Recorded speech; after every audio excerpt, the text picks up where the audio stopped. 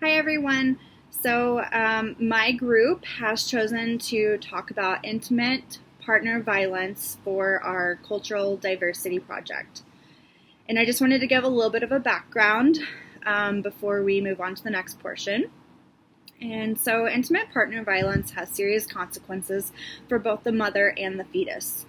The prevalence of intimate partner violence during pregnancy is unclear, but the CDC estimates approximately 324,000 pregnant women experience it annually, and may be more common than other conditions, but it is screened less frequently. Intimate partner violence can happen with any culture, country, race, ethnicity, and religion. One of the problems with this population is that some countries or some cultures are more accepting of violent behavior, making women more reluctant to speak up about it. Unfortunately, intimate partner violence often begins or escalates during pregnancy.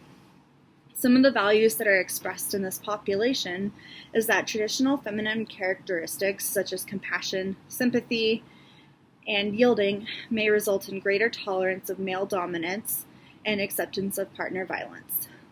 In the following skit, Anna, as the nurse, has noticed signs of abuse during the assessment and is going to start asking questions to find out more information. Signs of abuse include a delay in seeking medical assistance, vague explanations of injuries, non-specific somatic complaints, social isolation, lack of eye contact, a partner who doesn't want to leave the partner alone, or substance abuse. The abused patient can also show a wide range of emotions, including being passive, hostile, anxious, depressed, or hysterical characteristics. I wanted to ask you a few questions that we ask all of our patients. Is that okay? Okay. Okay, so one of the questions is, do you feel safe at home? I most of the time.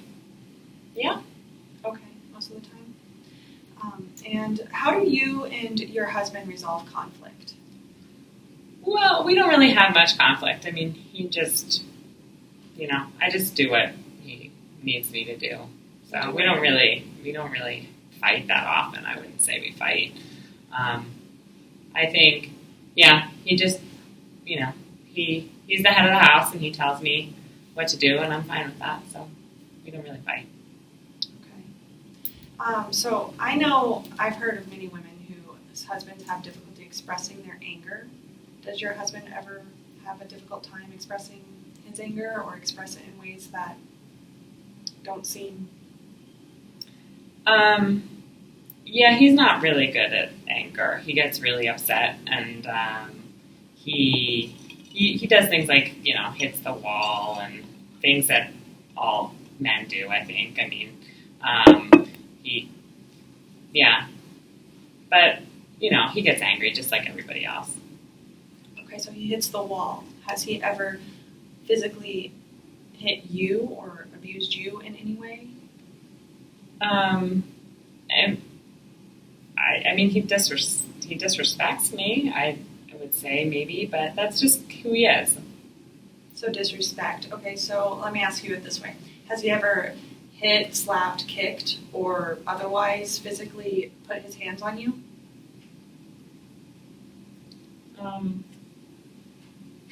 I mean, I guess, yeah, but don't most people do that?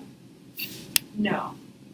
What you just told me is very important, and I'm glad that you did, that you shared that with me. No one has the right to hurt you in that way. Okay. So that was just a little snippet of an interview that might take place if a nurse suspects that her pregnant patient is in an abusive situation. One really large challenge for nurses is that we want to be able to just fix the situation and to make things better, but the reality with IPV is it's really complex and there's not really one easy fix to it. With that being said, the nursing implications look a little bit different for a patient that's undergoing IPV. We're more responsible for just supporting these patients from a more emotional standpoint rather than physical interventions. It's important to just assess. So We need to speak up if we're suspecting abuse, and the interview is a really important way to get information out of our patients and to really build that rapport and trust between ourselves and our patients, so that they'll be willing to be receptive to some of the suggestions we might make for them. So what Anna and Lauren did with the isolation of their interview and making sure that it was just the two of them, no one else was around, especially not the partner of the patient, that is something that is super imperative when interviewing these patients. It's also really important to just normalize the situation for our patients. So saying things like, many families have struggled with this, or I've heard of women whose husbands have reacted this way. That makes it seem like our patient is in a safe place to speak up. And then phrases like survivor rather than victim are also really important key points in a situation like this. The largest thing that nurses can do, though, to support patients that are suffering IPV or in an IPV situation is to really just transform the way that they think about themselves. And a tool called the A, B, C, D, E, and S's of caring for abused women is commonly used for this screening. In the last skit, Anna was able to determine that Megan was undergoing IPV during her pregnancy. So in this next skit, it'll be Anna and Megan again, and they'll be going over a safety plan moving forward for Megan. Okay, thank you for filling out that danger assessment. Now that we have it filled out, we can go forward with making a plan based on your risk level. We want to make sure that you're safe today and going forward. Okay. So let's go ahead and develop the safety plan. One thing that you need is a quick escape, okay? Mm-hmm. Since you've decided that you don't want to leave your husband, you need to have a bag available to you for at least one overnight with money to take care of that overnight, as well as an ID and a extra set of car keys. Is any of that a problem? Are you able to get the money for that? I think I can get some money. Yeah. Okay. That'll be okay. To at least take you through at least one night. Mm-hmm. And so then you're going to want to make this bag available to you. Are you able to hide it in your home? No, I don't think I can. Okay. So the other option is to leave it with a neighbor. You have a neighbor that you feel comfortable leaving your bag with. Yeah, I can talk to Lindsay about it. Okay, Lindsay? Yeah. Okay. So that'd be great if you could leave that with her. And you could also let her know, if you're able to, that if she sees or hears anything happening with you in your home, that she could call 911 for you. Because if anything were to happen, I would like you to call 911. You may not be able to do that. So it's important to let your neighbors know, if possible, to do that for you. Okay. Okay, great. I'm going to give you some numbers. One's to a battered shelters, a battered women's hotline, and then also a number to a shelter. And then maybe you could put that in your phone under like a non-descriptive name so that it's not clear. Yeah, I can't bring home any paper.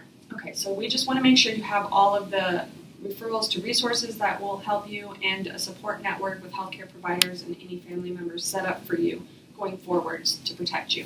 Okay. All right, thank you. Thank you. So there's actually a lot of challenges present in caring for this patient population. One of the biggest challenges is really that these women are just so reluctant to receive help from anyone. And that can be for various reasons. One of them includes just the stigma associated with family violence. Then there could also be the fears that no one will believe them, fears of reprisal from their husbands or partners. And then in some states in which battering is a reportable crime, they might just want to avoid police involvement altogether. However, things that we can look for from our patients that have indicated to us that we've been supportive of their situation, their values, their childbearing practices, is that one, they're just disclosing to us their situation and they're upfront about it. They're no longer in denial. Their development of a safety plan with us, and then just verbalization from the mom that they understand the negative consequences that go along with abuse and if it continues in her pregnancy.